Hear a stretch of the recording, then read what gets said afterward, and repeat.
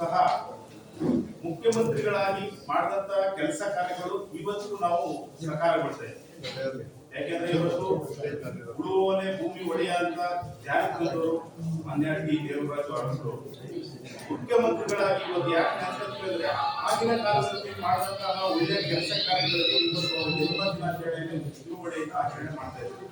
ನಮ್ಮ ರಾಜ್ಯಕ್ಕೆ ಕೊಟ್ಟಂತಹ ಕೊಡುಗೆಗಳು ಇವತ್ತು ಅನೇಕ ಜನ ಇವತ್ತು ದೇವರಾಜು ಅವರ ಕುಟುಂಬದಲ್ಲಿ ಇರ್ಬೋದು ಅನೇಕ ಸವಲತ್ತುಗಳನ್ನು ಪಡೆದು ಆರ್ಥಿಕವಾಗಿ ಸಾಮಾಜಿಕವಾಗಿ ಬೇರ್ಪಡ್ತಾ ಇರ್ತಕ್ಕಂಥ ಒಂದು ಯೋಜನೆಯನ್ನ ಹಾಕೊಟ್ಟಂತ ಧೀಮಂತ ನಾಯಕ ಡಿ ದೇವರಾಜು ಅವರು.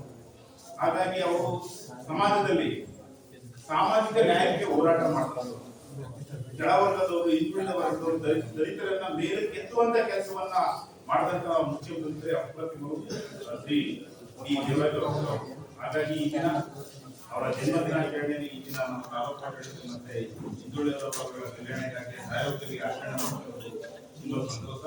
ಅವರ ಏನು ಕನಸುಗಳಿತ್ತು, ಏನು ಆಸೆ ಇತ್ತು, ಈ ಸಮಾಜ ಸಮಾನತೆ ಪಡ್ಕೋಬೇಕು, ಎಲ್ಲರೂ ಆರ್ಥಿಕವಾಗಿ ಸಾಮಾಜಿಕವಾಗಿ ಶೈಕ್ಷಣಿಕವಾಗಿ ಸಮಾನರು ಜೊತೆಗೆ ಮುಂದುವರಬೇಕು ಅನ್ನೋ ನಾಡಿನ ಜನರು ಅಭ್ಯುದಯಕ್ಕಾಗಿ ತಮ್ಮ ತ್ಯಾಗ ಮಾಡಿದಂತ ಶ್ರೀ ದೇವರಾಜು ಅವರನ್ನ ಈ ದಿನ ನೆನೆಸ್ಕೊಂಡು ಅವರ ಹುಟ್ಟುಹಬ್ಬದಂದು ಎಲ್ಲರಿಗೂ ಶುಭಾಶಯಗಳನ್ನು ಕೋರ್ತಾ ಎರಡು ಮಾತುಗಳನ್ನು ಆಡಲು ಅವಕಾಶ ಮಾಡಿಕೊಂಡು ಎಲ್ಲರಿಗೂ ಮತ್ತೆ ಮಾನ್ಯ ತಹಸೀಲ್ದಾರ್ ಸಾಹೇಬರು ಧನ್ಯವಾದಗಳು ತಿಳಿಸ್ತಾ ನಾನು ಮಾತು ಮುಗಿಸ್ತೀನಿ. ನಮಸ್ಕಾರ.